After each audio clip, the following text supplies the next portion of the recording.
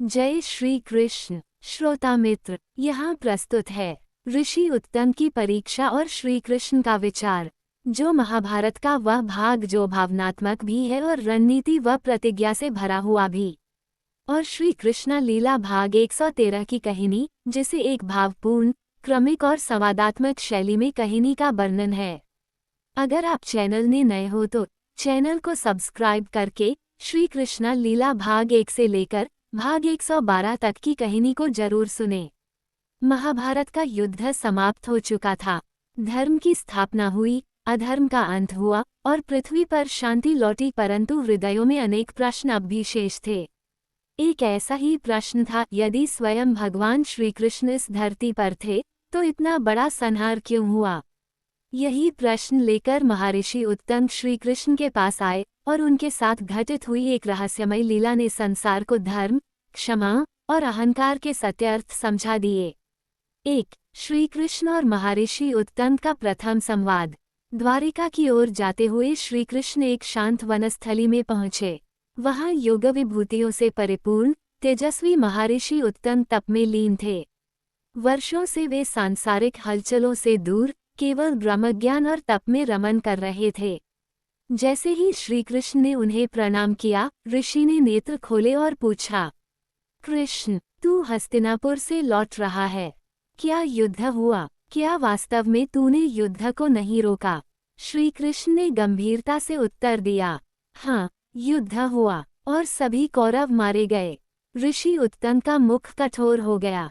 तू स्वयं नारायण है, विष्णु है, तेरे होते हुए इतना रक्तपात, तुझे सब कुछ पूर्व से ज्ञात था, फिर भी तूने कुछ नहीं किया। ये तेरा अधर्म है। श्री कृष्ण शांत रहे, परंतु ऋषि उत्तम का क्रोध बढ़ता गया।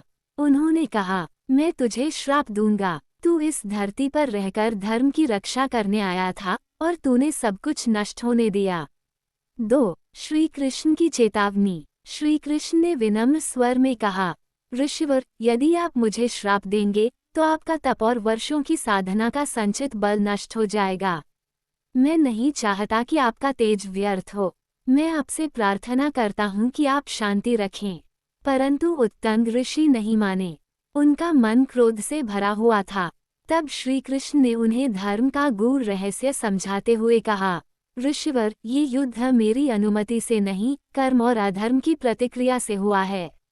मैंने केवल धर्म की स्थापना के लिए समय आने पर अपना मार्ग प्रशस्त किया है। कौरवों ने जो अन्याय किए, द्रौपदी का अपमान, छलपूर्वक युद्ध और धर्म के विरुद्ध कार्य, उनकी सजा उन्हें मिलनी ही थी। यदि मैं इस युद्ध को रोकता तो पाप का बोझ और बढ़ता। ये युद्ध नहीं, एक शुद्धि थी। 3. ऋषि उत्तम का आत्मबोध। श्री कृष्ण के वचन वज्र से भी अधिक प्रभावशाली थे। धीरे धीरे उत्तम ऋषि का क्रोध शांत हुआ। उन्होंने अपने भीतर झांका और देखा कि उनके भीतर भी मोह और अहंकार छिपा हुआ था। वे श्री कृष्ण के चरणों में गिर पड़े। प्रभो, मैं अज्ञानी था। मैंने आपकी महिमा को समझे बिना ही आपको दोष दिया। कृपया मुझे क्षमा करें। श्री कृष्ण ने उन्हें उठाया और प्रेम से कहा, ऋषिवर, आपका प्रश्न धर्मसंगत था, लेकिन उसका उत्तर केवल धैर्य और विवेक से ही मिलता है। इसके बाद श्री कृष्ण ने उन्हें अपना विराट रूप दिखाया, एक ऐसा रूप जिसमें काल, धर्म, ब्रह्मांड सभी कुछ समाहित था। उत्तम ऋषि उस विराट दर्शन से अभिभूत हो गए और उनकी आत्मा संतुष्टि से भर उठी।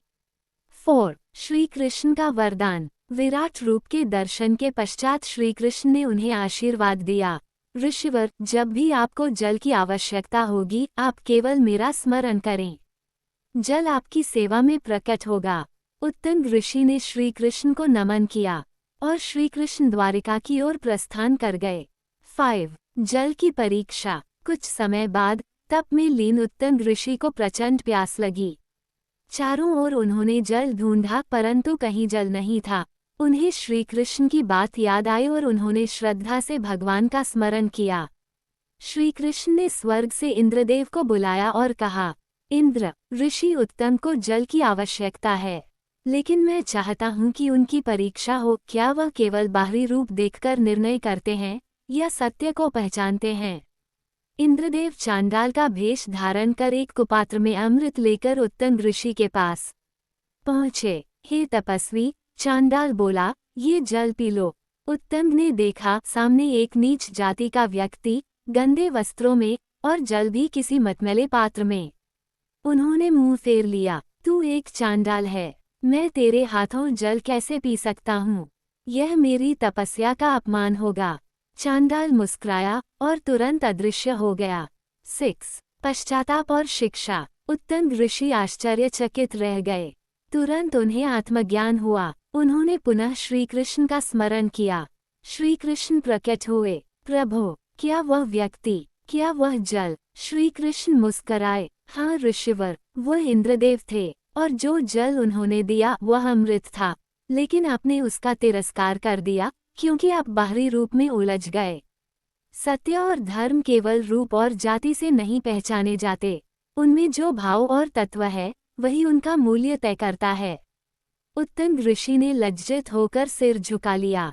7. कथा का समापन। श्री कृष्ण ने आगे कहा, तप, बल, विद्या ये सब तभी सार्थक होते हैं जब उनमें विवेक और समता हो, वरना वे भी अहंकार बन जाते हैं। फिर उन्होंने अपने करकमलों से एक शुद्ध पात्र से जल प्रकट किया और ऋषि को पिलाया। उत्तंग ऋषि अब पूर्ण रूप से शांत, निर्मल और ज्ञानी हो चुके थे। श्री कृष्ण उन्हें आशीर्वाद देकर द्वारिका की ओर प्रस्थान कर गए। भावार्थ और संदेश। इस कथा में 3 गहरे संदेश हैं। 1. धर्म का मार्ग सदा सीधा नहीं होता, पर वह सच्चा होता है। उसे समझने के लिए केवल ज्ञान नहीं, विवेक चाहिए। 2. ईश्वर की परीक्षा कभी भी किसी रूप में आ सकती है। यदि हम केवल बाहरी आवरण पर ध्यान देंगे तो हम सत्य को खो देंगे। 3. क्रोध और अहंकार, चाहे वह ऋषि का ही क्यों न हो, ईश्वर के समक्ष टिक नहीं सकता। क्षमाशीलता, भक्ति और नम्रता ही मुक्ति का मार्ग है। दोस्तों, श्री कृष्ण लीला भाग 113 की कहानी समाप्त हो गया है। अगर आप भाग 114 की कहानी को सुनना चाहते हैं तो हमारे चैनल के साथ बने रहें। जय श्री कृष्ण।